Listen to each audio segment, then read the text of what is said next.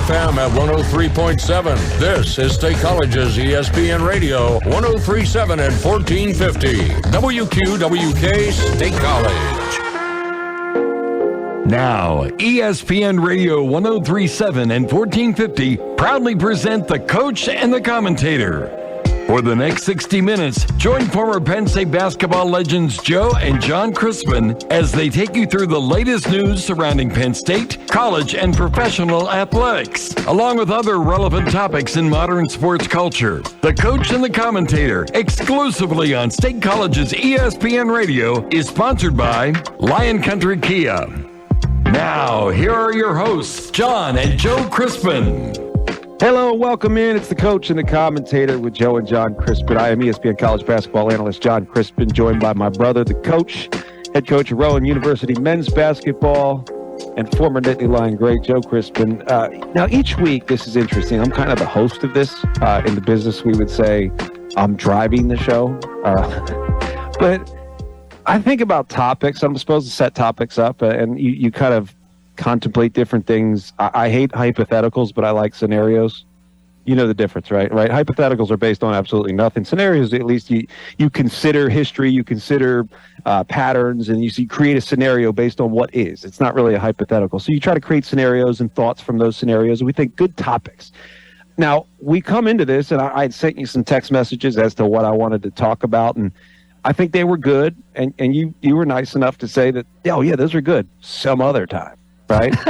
That's right. We're going to talk about what I want to talk about. Yeah, because as much as I'm driving the show, it sounds like that you have something else you'd like to get to. And this is where it's interesting, because from kind of the commentator point of view, we just talk about what is without really having to ponder what might be beneath the surface, where you're saying you see things, particularly in football right now, 2 weeks in, college football, 1 week in here, almost 1 week in the NFL, but you see things early that you identify with as a coach that you want to talk about a little bit today. And of course, your stuff may only be like a 15-minute segment, whereas I think of an actual whole show. So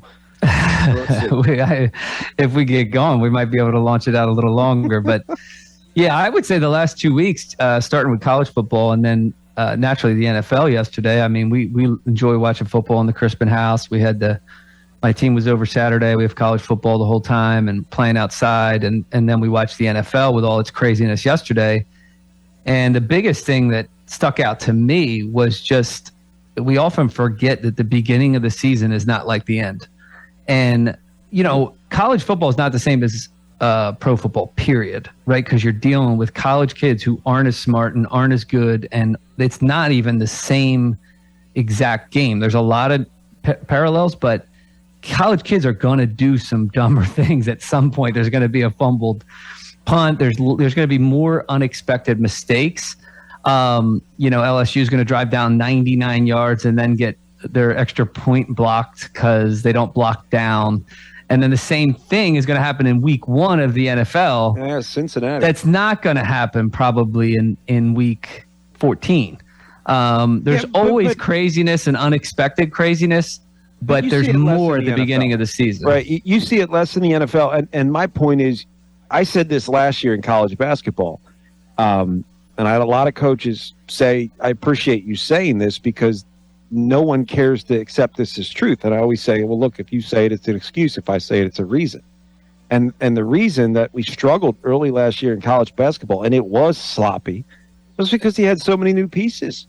And the thing is, with NIL being such an influence for player movement, and then players being able to move through the transfer portal the way they do now, have the right to move from year to year. Now, hopefully it's just this one-time transfer and we're going to hold people to it, but let's just be honest, there's going to be exceptions. You see sloppiness from the best players. So now that you have player movement at such a high level where you have, what's his name from Caleb Williams, right? Is it Williamson or Williams? Caleb Williams, and transferred from Oklahoma to USC. Yep. Like, they're not going to be as polished as they were at Oklahoma. There is a little bit of sloppiness, but now you're seeing it. It's not just guys that are maybe a role player that transferred. Like, I was a role player that transferred at best, right? When I transferred to UCLA. But you're still seeing the same thing. I mean, Joe Burrow had 4 interceptions, and that's what you're seeing in the NFL is less preseason play. Understandably, these guys are worth millions of dollars. They're worth too much, yeah. So this is a little bit more preseason-like. I mean, Aaron Rodgers has new weapons, and they were brutal to watch yesterday. And that's Aaron Rodgers. Yeah. So when you have maybe injuries play a part, but when you're not working together, you can do all you want in practice. We know that. Like until somebody else who's really different and trying to stop you has watched your previous film and they've got all this stuff they're doing, you see worse play. I mean, my crew is Steelers fans because my in-laws are Central PA and season ticket holders. And I don't think you have to explain that. Like our audience is Central and Western PA, so for sure. But hey, I'm from South Jersey, so a lot of people assume that like I'm an Eagles guy. I'm like, oh, sure, I'd like to see them win too. But my kids are nervous during the Steelers game. My family's nervous during the Steelers game, and so we're watching that. And the amount of ups and downs and nonsense, it was fun to watch. Particularly if I didn't care who won, it would have been even more enjoyable. But it wasn't very good football. No. And I think a lot of times, like we forget, like this is week 1, week 2, week 3 in college and professional sports. It's not going to be the same game you're going to see later on. The only difference is when you have a team that's, a well-oiled machine that played together and there's just a couple pieces they added in. But nowadays, like you said, in college, in basketball in particular, you're going to have a lot of new pieces and you have to survive. And I'm just thinking of it as a coach, right? Like I got my season starting in a couple months. I got, half my roster's new, but I have a lot of returning players who know what we want to do. I need to take advantage of that. But at the same time, I need to be cognizant that these other teams might not be prepared for some things that I can do to win games early, as long as I'm not sacrificing my identity, that I can't just hang my hat on for the whole season, if that makes sense. Okay. Oh yeah, no. So let's stop at that point, because it made me think of some of the conversations I've had with Coach K over the years when I was doing ACC and we're having these Zoom calls, particularly during and somewhat after COVID, where we really had good conversations. And he admitted that there are so many times where he's only taught 50% of what he wanted to teach. The problem is, he said it was too late in the season. Meaning, by this point in the season, I should be teaching more. By this point in the season, we should have defensive principles. We should understand who we are. So the point is, do you at some point say, all right, I'm going to kind of phase in the amount of things I want these guys to get, to be able to polish the things that we need to be able to find polish in, right? Like, right, there's certain things we need to be better at. We need to be clear and concise. But at some point, you do sacrifice your identity if you're not getting to everything that you want to get to. So how do you break up the season in phases? And how different would you say football is? Because football is one of those ones where if you lose a bad game early, your season's pretty much over. Yeah, I think the hard part at the highest level is the pressure to win those games early. We use this saying, in the past when I was just trying to build the program and there wasn't, I wasn't trying to get to the next level, the highest level. At our level, at least, I was like, let's learn, right? Let's learn what we got to learn to be good at the end. Well, last year I started saying, let's win and learn. We got to win and learn, right? We got to win and learn. You got to survive. You got to win, but you got to learn what you need to learn about yourselves, about our systems, about what we have in place. But you also need to be, and these guys are, right? I remember when I first went with to the Lakers camp, they gave us a book. I share this in my Offense Wins book, but they give us the book and it's got the system, and I still have it somewhere. It's got the whole system. It's got the language. It's got the terminology. It's also got all the fines and the silly fines and everything else we had. Like a Tex Winter-like book? Yeah, it was just a little, clear folder. I'll show it to you. And I probably wasn't supposed to keep it. I don't know. Maybe they might owe him some money for that. You're saying I didn't keep my jersey. I should have kept my jersey, but I kept that. So that was good educational component. Cut from a football team. Like, we've all seen Hard Knocks. Like, you get cut from football. Yeah, but Tex Winter had his book on the triangle out there. There's no secrets, right? So, but what I always remember is, here I am, a rookie. I had some experience in the summer league with the triangle. Some guys didn't, so they come in the fall, and it's like, whoa, holy cow. Yeah. Well, they're throwing the book at you, and I'm back in my was that literally or figuratively, throwing the book at you? I guess both. Is, if that's possible, so I'm listening to my kids too much, use the word literally. Oh. But I can remember looking at it going, wow, this is a lot. I mean, I think I know the game. I can remember plays. I got no problem, but this is a lot. But when practice started, it wasn't a lot. It was a lot for some who really just weren't ready for it. But if you had a good basketball point where it made sense, I mean, it obviously. No, the point is it wasn't a lot. It wasn't a lot because they introduced it with wisdom. They introduced it incrementally. They knew what mattered first and second and third and fourth. They'd done this rodeo before. So I remember thinking like, okay, I don't need to know everything. I don't need to get caught up. And I think some guys did get caught up in every little minutia. They want me to play. They want me to free flow and go, but within this structure, right? This structure of the triangle.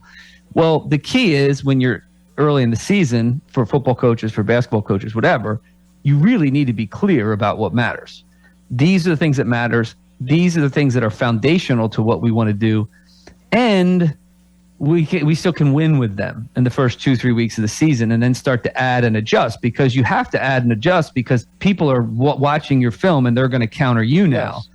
And you have to be better. That's why you often need to judge teams and coaches on the way they do later in the season, because that's when you see how well you've adjusted to what others have adjusted to stop you. Goes back to what I always say, like adjustability has to almost, that part has to be built in, where it's like it can't be, it's the anti-fragile, right? It's the anti-fragile you talk about. Yeah, and in football it's a little different. So rigid in structure where we're going to do this and they're going to do this and then we do this. No, like basketball is different in the sense where everything you get is ultimately a read. Right? Whoever wins with, I always say, best teams don't win with set plays, best teams win with adjustments. The adjustments are reads. The adjustments are counters. The adjustments are like, this is how you're going to cover this, then this is what we're going to do next. Then you're going to make a decision on how you're going to stop this. Where's the next rotation? Like that's how basketball is played these days. Football, there's obviously, there's a playmaking component, but there's also a almost like military-like approach, right? This is what we do. If we do our job, we win, right? Isn't there? Yeah, football. I don't know. I just outside looking in. Like I always say that like football and soccer, right? They're the two fall sports, and I always want my team to play more like soccer than I do football, because football, even though it's a dynamic system, there is a stop and start element. That sounds so weird. Coach, like, hold on a second. Wait. You want your basketball team to play more like soccer? You better explain that, because that. It just bored the hell out of me already. Like you have a team that you want to score 100 points and you want them to play more like soccer. Maybe South American soccer. They play a little more transition oriented. Like but either way, soccer. Yeah, I mean, I will say, like, you watch soccer throughout the world, right? I ever played soccer at Penn State. Joe's got a bunch of floppers at row and body divots is. No, I don't like that. But when you're in Europe, you learn to like soccer. I mean, it's very rare. Like when you spend 9 years in Europe, you really, on Wednesday nights, on Saturdays, you're watching soccer. You're not watching American football, right? You're watching Champions League. You're watching the Premier League. And there are different styles to the way people play soccer. I'd rather watch, when people watch the World Cup qualifiers, the South American soccer is more transition oriented. Yeah. It's more entertaining. And then you watch England play the Netherlands, and it's just like watching paint dry to me, because it's like, well, great, you won possession, but so what? Like it's about scoring goals, right? Yep. It's time of possession is like I don't know, it's like the ultimate thing to them. Well, soccer though still by nature is free flowing. Like the coach really can't enter in all the time and call a set play. Like there's set pieces, but they're rare, and it's the dynamic system of just play and making plays and moving with each other and knowing who does what well. And if you got a guy up top who's a beast, you're going to just serve it up to him. If you got Lionel Messi on your team, you're just going to get him the ball wherever he wants the ball and let him do things that you revolve around. Whereas football, there is a coach oftentimes in a booth who is seeing things that the players can't necessarily see, and he can call plays in those few moments that get people open, right? The Kansas City Chiefs, Andy Reid somehow, like, it's not just Pat Mahomes. He gets people open. I don't know how it works. And naturally, you got to have the weapons. But the guy's been getting people open for 30 years, right? It's somehow, I don't know how it all works, but that's what happens, right? And naturally, you got to deliver the ball. And in college, it's harder for players to deliver the ball as consistently as Mahomes. And But it's a different sport because of that. You can watch more film. You can use more discipline, and I respect the heck out of the guys that are doing that because that's some serious hard work, and you're not always going to get it right, but there is a little bit more on your shoulders than there would be on me on the sidelines. You can coach basketball that way. A lot of people do. But what people don't understand is like Brad Stevens, and this is a whole other conversation. When he was coaching, he could draw up a play that would work that he couldn't do that at every level of basketball because the defense is more predictable the higher level it is because there's more discipline, there's more clarity. And, football, I'm sure it's the same thing, right? An offensive coordinator probably sitting in a booth in football in college is like, I just called the perfect play, but that idiot defensive end for them did something that he wasn't even supposed to do in the defense they were in, right? And he made some great play out of it. Nobody knows that's what happened. So I have a thought as to where I want to go next with this. We are going to take a break because we've gone heavy on this. We're going to keep going on this. But I have an idea where we want to go because to me, what we're talking about is an early season polish, and obviously that affects football more so than it affects basketball. Basketball, you can live and learn, right? Michigan State plays a ridiculous schedule early. They can lose 4 of those top 10 games and still be a Final Four team when it comes March.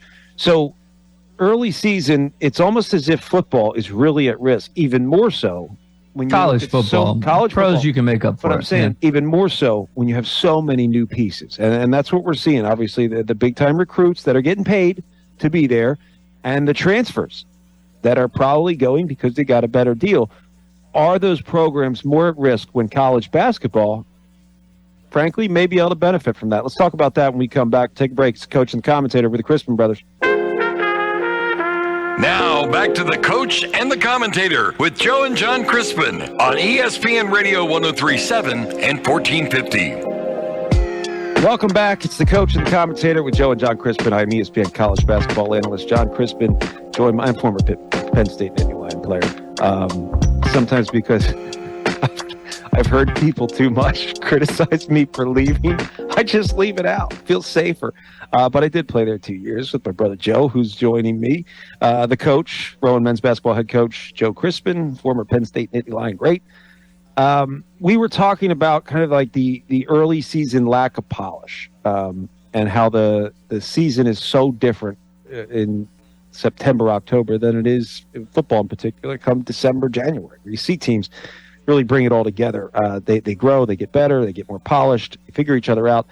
Basketball's the same way, but the whole season's like that. It's a season of ups and downs, and you read and react not only to the play on the field or floor, but also to one another. You figure out one another, and the read and react that you're doing within your own team builds chemistry, builds that cohesion, that culture that we always talk about. But one of the things I wanted to just get your thoughts on was when I think about all the things in the environment, right? The environment meaning college football is dealing with changes in the NCAA, right? And the way we approach things, name, image, and likeness. The ability to transfer where players can just say, I'm out, put their name in the transfer portal and play someplace else the very next year. Maybe it's a better deal. So there are a lot of variables and dynamics at play that may challenge the chemistry of a team, where you have some guys getting paid and somebody's like, wait a second, I had a great year last year. I'm only getting $300,000. Somebody else just came in. They're a freshman. They're getting $800 to $1 million. I mean, this is the reality that we're dealing with. So there's no surprise that there are a lot of dynamics that coaches have to figure out. Yet football, you lose early. Alabama loses early. The season's like almost over. That's the way they got one. They get one. They'll get one. They get one. But I'm just saying it better not be a bad one. So you start to see this and you go, wait a second. Is college football almost more at risk given the changes to the environment? Where you get one where you're going to have to change the rules and expand the playoff if you're going to have to play within these rules, as they're talking about doing, obviously. If you're going to play within these rules that allow some player to bounce from program to program, you allow the money into the game, which at least now the money's above the table. When the money's above the table, it's an added dynamic. I almost feel like college football, or the quality of college football, may be more at risk than the quality of college basketball, because college basketball, you can bob and weave. You almost the environment that we're in almost creates an anti-fragility where you have to figure it out one way or another. You just figure it out throughout the course of the season. Yeah, I think the flip side of that, though, and although I don't disagree, I kind of do, is I think what's unsaid but assumed in a lot of these conversations about an expanded playoff or really the top, the Power Five segmenting off and not doing probably where they would end up is not all these guaranteed games where they beat people 52-6 and have a week off. Yeah. You're talking about more professionalism where in the NFL you play more games, but you can survive if you lose a tough game. Like the Bengals can still have a good season. But in college football, the Packers last year. And in college football, that's more difficult because it's really like, you lose and you're done.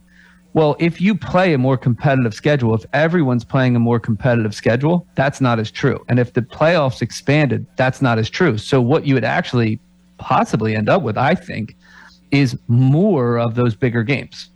So you end up with more competitive games, less of the guarantee games, which means the smaller schools got to figure things out. You're not going to have, who was it that lost to Appalachian State? You're not going to have Michigan this year. No. Oh, I thought you were talking about Michigan. Somebody lost to them this year. Michigan lost to App State on the very first game of the Big Ten Network. Like, 12, 15 years ago, however long that was. That was the very first. Did you know that was the very first game on the Big Ten Network was Michigan Appalachian State? Oh, yeah. Texas A&M lost to them. What am I thinking? So they lost to them Saturday. Oh, wait. Texas A&M, who had the number one recruiting class. 17 to 14. Totally bought. So, but here's the thing. Saban was getting all mad. That's great. But here's the thing. That's right. If you can afford to lose, if you'd rather lose to Penn State or to Michigan or whatever early in the season, that loss doesn't mean as much if you lose to Iowa or somebody in the Power Five. But now, how are you going to overcome that? Now, you can overcome it if it's a 12-team playoff possibly, but it's not worth playing that game, right? The risk it's too risky, right, if everyone's playing a harder schedule. So I think it's actually a little bit different. And I think that's what they're assuming and they're just not talking about when they talk about making these changes that's what it does. It enables you to have more tough games because you don't need the week off because you can recover from one or two losses to still win a national title. So it allows you to have more tough games, and obviously we create a almost a in-between tier between the NFL and college football, because those Power Five teams are I mean, look, I know the conversation about UCF and should Cincinnati be in the playoff. I'm sorry, dude. Put UCF in the Big Ten, and then let's see what they can do. Frankly, put Notre Dame in the Big Ten, and let's see what they. And Notre Dame's schedule is legit, at least. But again, they can make it. But also, they can make a 12-team playoff, and then they got to beat 3 teams in a row or whatever it is. That's a whole different thing. Now you can survive losses. Now, as a coach, I'm incentivized to schedule differently. That's the thing. You always have to pay attention to the incentives that are created. Well, if it's one loss and you're done, you need your team to have a couple easy weeks off, right? In the NFL, you have no weeks off. Every team can beat everybody. So it's a grind of a season. Well, Texas A&M was supposed to have a week off probably playing Appalachian State. Other teams did. They won 52-6 or whatever it was. That you should do that right now in the current system, right? Penn State beat Ohio. They should do that. But that's a good day for a nice Saturday at State College. You're going to see more and more bigger matchups, the way we do in college basketball, frankly. Because the reason you see it is because Coach Izzo can afford to lose to anybody the first 12 games. He's actually, not that he wants to lose. I don't want to say that Tom Izzo wants to lose, but he wants his team to grow. He wants his team to be challenged and pushed because that's going to be what makes them great. Come February, March, also gets you ready for a Big Ten conference season, which is ridiculous. Yeah. The only catch is there's a point where you reach exhaustion over the schedule. Yeah, but that you have to be careful with that. He and I've talked about it, where the exhaustion is more about the travel than it is about the games. He goes, whereas when you're traveling and you're getting back from the West Coast at 3 a.m, and then you got to get up and get ready for practice because then you're playing in a showcase in Boston or in Brooklyn the next week. It's the travel part of it is tough because, by the way, they are going to school as well. I think that, hold on, I'd say on that, not to disagree with Coach Izzo, but it's also the meaningfulness of every game. So, like, I was in the NBA for a year, then I'm overseas for a number of years. When I played in EuroLeague or Euro Cups, we still traveled. The travel was intense, but there were less games in each league. So each game was more important. So even though college basketball, there's more games than there are college football. So they can survive a loss or two or three or four. The NBA, it's even more so. They drop 4 in a row and they're not even sweating it. So their travel's worse, but the games themselves for those players, right, because they're so good and there's 82 of them, people know that about the NBA. They are great basketball, but they're not as intense. It's like if you're Michigan State, it's the travel plus the school plus the intensity of each game. You can't drop that game. It's also one of the other things I didn't really mention, but sometimes it's like it's there, and I infer is it's also what you're not getting by being on the road. You're not getting good practices at a time when you go, all right, here are some things that we really need to work on. We need to get back and do this really well because we struggled at this. Maybe we missed this early in the season. How often do you think like, oh, my guys get this, so let me put this in? Well, I didn't realize that once the games are played, they're actually really bad at this, and we really need to get some focus on this. Certain little things within the game, and it's hard to say what exactly that is. Maybe it's, frankly, transition offense. Izzo had told me one year, he goes, look, I thought we had it because Cassius Winston's the one leading the break. The problem is if other guys aren't running the way they're supposed to run, if other guys aren't running to the baseline and back, then we're going to sacrifice some things in transition. So here we are 2 weeks in. I need to get these guys getting up and down the floor, yet we have one practice in 2 weeks at home. That's the challenge, right? So it's like, I know your practices are a little different, but at the same time, there are things in a game that you say, we need to sit down, watch film, and go apply it in practice at home. Hard to do on the road. Practices just aren't the same. But yeah, absolutely. I mean, you're just in the confines of your film room and and just your own gym, and not just walking through stuff, but walking through stuff is borderline meaningless many times. Is you got to do it. You got to do the thing, and that's part of what you see in that early season. Is the opponent, your defense, for example. In basketball or football, they can do whatever they want to try to switch things up on you, but they still have foundational principles. As a basketball coach, I have to have a scout team or my own team play defense sometimes the exact opposite of the way I want to play defense so that we're better prepared for our opponent in a couple days. Well, that's tough to do. As much as we can do it, it's not the same as what that other team does. Well, you also rely on your guys. See, that's the interesting thing is you play a deeper bench. You play 10 or 12 guys sometime. So it's almost like you don't want to teach them how to do something you don't want them to do, too. Because those dudes are going to play 20 minutes. I'm also trying to negate so that I don't have to worry as much about what other people do, because then my job's a little harder, and I think it's not as effective over the long term. But I don't know what the football equivalent of that is. Maybe the football equivalent would be like you running, no huddle nonstop, but then you're putting a lot of pressure on your defense when you have a quick 3 and out, like the whole Chip Kelly used to do. And I understand. Like it's not as simple. Like when people see no huddle working, you talk about the games underneath the game, right? Of football. Yep. Like that's the way I see it, is like, I love no huddle. I love when they're going, but on the flip side, if you mess it up 2 straight possessions, your defense could be on the field for 12 minutes in a row. So I like that. I want to take a break because I know where I want to go next. And ultimately, it's that focus. Is it about us, or is it about what the other team does? That's always been a conversation I've had with coaches.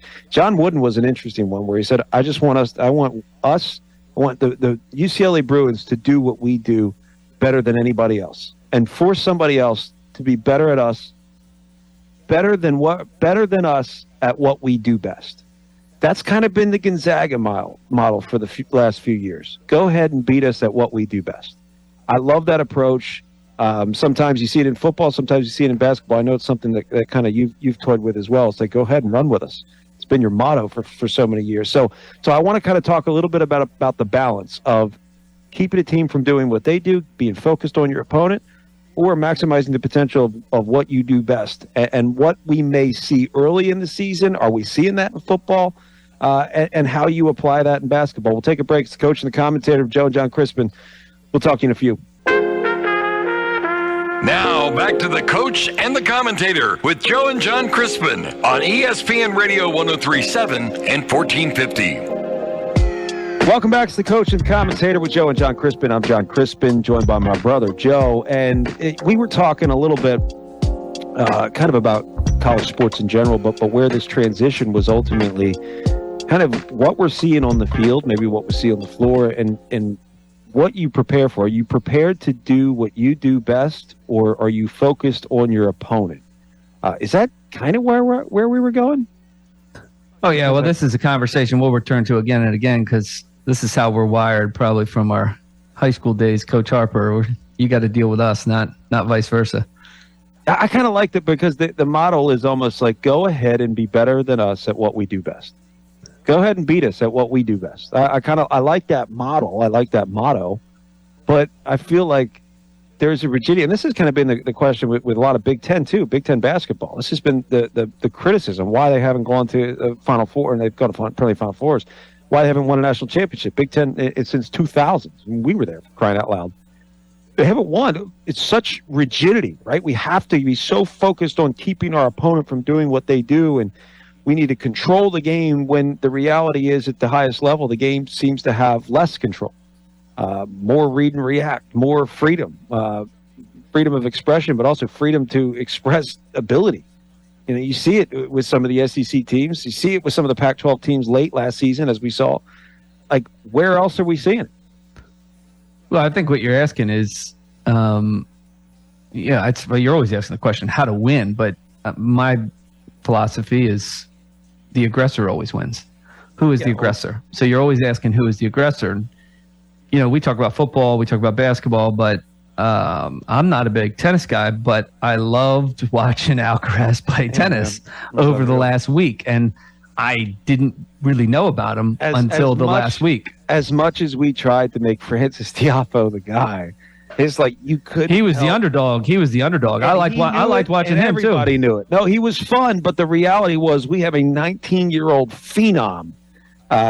Funny because we consider everybody as a high school graduate is like a new phenom. There's like 100 phenoms in college basketball every year. Nowadays they have like the Phenom 150. The Showcase Phenom 200. You can't have 200 phenoms. This is one dude who really is that good. 19 years old. He's the number one tennis player in the world. Well, remember Novak wasn't there. I like Djokovic, but so that it's a little bit. I get it, but. The guy who was number one wasn't there. Let's put it that way. So whatever the circumstances. But either way, I liked watching him because he's got guts and he plays with his guts and he was aggressive. And I liked watching Tiafoe too because he was aggressive. But once he met Alcaraz, it was like, oh boy, this kid didn't stop. Every big point, he went for it. He was making you run. And you could see that. I always use tennis as an example, even though, again, I don't know the sport per se. But one of my best players and our captains on our team was a really, really good tennis player growing up, and we've talked about this a lot. Who, he's like Connor? Oh yeah, Connor was. That's right. I remember. Yeah, he's big time. His brother played at Duke and Baylor. Connor Dickerson. They call him Cowboy. He's a Cowboys fan, so that's why. But that's what it is. I had no idea. No, I don't even know if he's a Cowboys fan. He was wearing a Cowboys T-shirt his first couple days, and it stuck. So he kind of plays that way too. But we talk about it like even when you watch a good tennis match, it's like someone's dictating the action, and then you can sense when that turns even within the same rally. Within the rally, you see it. Yep. And you see that all the time in basketball, where it's like we always say that the best way to stop your own run is to stop playing the way you made the run, right? Is to adjust because you made the run. Now let's get conservative. Okay, well, you're just telling the other team, now it's your turn. You make the run. Yeah. Right? Instead of letting the run happen and being aggressive, that's going to happen in basketball. In football, it's similar, right? I don't know. You ask these questions. We talk about these questions. We're still talking about Alcaraz like he's really, really good, right? And in team sports, there still needs to be a baseline operation of well, we have equal or relatively close talent, right? Yep. Even in basketball, the first year I started coaching, I was intent on being aggressive. I still had one first-team all-conference player. If I didn't have the one first-team all-conference player, it wouldn't have been pretty, right? I didn't have a loaded roster by any stretch, but I had one. I had one dude, and I had a couple other guys who were future dudes, and that was it. And a bunch of good guys. We could be aggressive and make it work. That's, I'm sure, the same way in football, but you need more weapons. And in tennis, for those who watched it, the kid was fun to watch because he was aggressive. He went for it. Even when Tiafoe was the favorite, and the crowd was kind of more crowd favorite at least. He was the crowd favorite for that game, yeah. But he was clearly the underdog because this kid was just taking it at him. Ridiculous, and it was an admirable effort. But he's just that good. But again, the aggressor wins the game. How can you find ways in different sports to be aggressive, to be on the attack without being stupid? It's funny too. You use the term "dude." And that's one of those words that, like, it doesn't even need a definition because you know what we're talking about. And you know him when you see him. Like, people out there would say, what do you mean, dude? It's like, for real? Have you ever seen, like... We don't mean a surfer. Like, he's a guy. I'm saying, like, he's a guy you can revolve around. Yeah. You know he's a dude. Like, we used to call... It's funny, we have a dog trainer. We had a dog trainer, which I, like... I'm reluctant to admit, but we had this dog trainer. We said something about alpha dogs, and she's like, "No, there's no such thing as alpha dog." I'm like, "What are you talking about? There's no such. Wrigley's my alpha." She goes, "No, there's no such thing as alpha dogs because it's not like the dogs were bred from wolves. It's not like they took the alpha wolf and bred that." And I was like, "Oh, that's interesting. Never really thought of that." I was like, "Well, we sure as heck still have alphas on the team. The problem is, alphas on the team are different, right? There's your vocal alpha." There's your kind of your player alpha, right? There's the guy that may not be the most vocal one, but on the floor, it's like, he gets the ball, and you know it's his turn, and you get out of his way, and he makes something happen. Like, dudes are the guys where it's just like, he's an alpha in his own way, he or she, frankly. Well, and it doesn't matter in any walk in any sport, even a race. Right? There's something I always say to my players, like when we talk about academics, we talk about different things. Like when you step on the floor, all of you steps on the floor.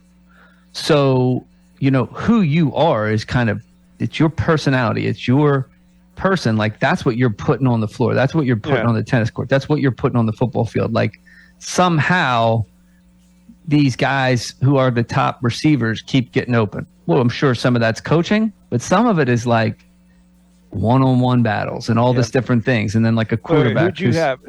Who was your guy from the Bengals? Who'd you have for your fantasy? Jamar Chase. You had Jamar Chase. He was open the whole day. Like how's Cooper Kupp open? The guy who isn't good enough to play in the NFL. He's not fast enough. He's not explosive enough. They can't stop him. Like how is that?